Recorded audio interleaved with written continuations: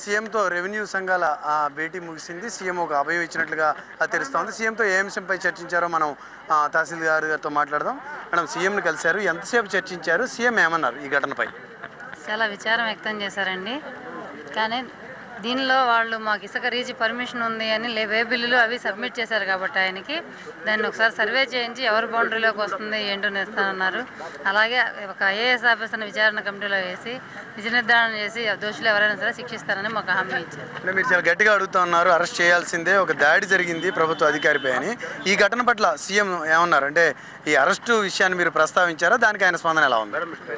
ప్రస్తావించామండి. దానికి ఆయన కమిటీని ఐఏఎస్ ఆఫీసర్ అధ్యక్షుని కమిటీ వేసి దానిలో తేల్చేసి ఎవరైతే దోషులు ఉన్నారో వాళ్ళని శిక్షిస్తారని హామీ ఇచ్చారు. మీరు అంటే సాటిస్ఫై అయ్యారా? సీఎం గారితో జరిగినటువంటి మీటింగ్లో ఆయన చెప్పిన కమిటీ వ్యవహారంతో సంతృప్తి చెందారా మేడం? చెందామండి. మేమే ఐఏఎస్ ఆఫీసర్తోనే ఏమని చెప్పాము. మేము ఆయన కమిటీ వేస్తారంటే మాకు ఐఏఎస్ ఆఫీసర్ నమ్మకం సార్, ఐఏఎస్ ఆఫీసర్తో ఏమంటే సరే అలాగే అని చెప్పారు. కొంత మెత్తపడినట్లుగా కనిపిస్తా ఉంది. ఒక పక్క మీరు చాలా నిరసనలో ఉన్నారు. మేడం ఒక్క నిమిషం. రైట్, ఇది చెప్తా ఉన్నారు. ఏదైతే కమిటీ వేస్తామని చెప్పారో దానికి వాళ్ళు సంతృప్తి వ్యక్తం చేసినట్టుగా తెలుస్తా ఉంది. అయితే ముందుగా కొంత ఆవేశంగానే వీళ్ళు చెప్పుకొచ్చారు. సారీ చెప్పుతో సరిపోదు, ఆయన అరెస్ట్ చేయాల్సిందే, చట్ట ప్రకారం చర్యలు తీసుకోవాల్సిందే అని చెప్పారు. కానీ కమిటీ అంశానికి అంగీకారం తెలిపినట్టుగా తెలుస్తోంది. సార్, చూస్తే ముందున్నటువంటి ఫోర్స్తోనే మీరు ఇప్పుడు ఉన్నారా, లేకపోతే కొంత మెత్తపడినటువంటి పరిస్థితి? ఫోర్స్లో ఎక్కడా తేడా ఉండదు. ఫోర్స్ గురించి కాదు, ఇక్కడ వాస్తవాలు ఏందనేది కావాలి. మేము చెప్పేదానికి మా వాదన కూడా వాస్తవాలు కావాలి కదా. కాబట్టి మాకు కొన్ని విషయాలు తెలియకపోవచ్చు. నేను స్పాట్లో లేను, లేకపోతే ఇప్పుడున్న అధికారులు ఇక్కడ ఉన్నటువంటి వాళ్ళు ఎవరు లేరు. ఎవరైతే స్పాట్లో ఏం జరిగిందని కావాలంటే అక్కడ అసలు బోర్డర్దే మేడం గారే స్పష్టంగా చెప్పారు. బోర్డర్ది మాదని చెప్తున్నారు వాళ్ళు.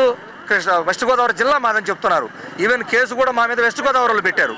కాబట్టి ఇవన్నీ వాస్తవాలు తేలాలంటే ఆ యొక్క బోర్డర్ ఎన్ని ఫైనల్ కావాలంటే తప్పనిసరిగా కమిటీ వేయండి, తేల్చండి.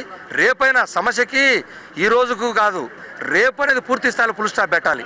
దానికోసమే సమస్య పరిష్కారం చెప్పారు. అంటే ఈ దాడి జరిగింది అనే అంశానికి సంబంధించి సీఎం రెస్పాన్స్ ఎలా ఉంది? ఇటువంటి విషయాల్లో ఆయన సీరియస్గానే రియాక్ట్ అవుతారు. చాలా బాధపడ్డారు, ఆయన చెప్పడం కూడా జరిగింది. అయితే అక్కడ ఏ మేరకు మేము ఆయన చెప్పేది ఏమంటే వాళ్ళు వర్షం కూడా చెప్తున్నారు కాబట్టి మీరు వాళ్ళని కూడా అడగండి, మేము చేయలేదని వాళ్ళు చెప్తున్నారు. మేము కేవలం తప్పుకోండి మాది ఇదని చెప్పామని చెప్తున్నారు వాళ్ళు చెప్తున్నారు. ఇది అవతల ఎమ్మెల్యే గారి మనుషులు కూడా. కాబట్టి ఇది ఏది వాస్తవం అనేది పూర్తి స్థాయిలో విచారణ చేసిన తర్వాత మేము కంపల్సరీగా మా వాదన ఏమి, మా తాళదారు గారి మీద మా ఉద్యోగుల మీద దాడి చేశారని మేము చెప్తున్నాం, చర్యలు తీసుకోవాల్సిందని చెప్తున్నాం. కాబట్టి కేసు రిజిస్టర్ అయినాయి, అవి ఏం ఒట్టిగా ఏం పోవు. రేపు మళ్ళీ విచారణ కమిటీ వస్తుంది, అవన్నీ అవుతాయి. దాని మీద తప్పనిసరిగా రావాల్సిన కమిటీ వచ్చిన తర్వాత ఎవరి మీద చర్యలు తీసుకోవాలి తీసుకునేదాకా వదిలిపెట్టాం. ఆందోళనలు ఇవి సర్దుమణిగినట్టేనా? వివాదం ఆందోళన లేదు, ఎలాంటి ఆందోళన లేవు.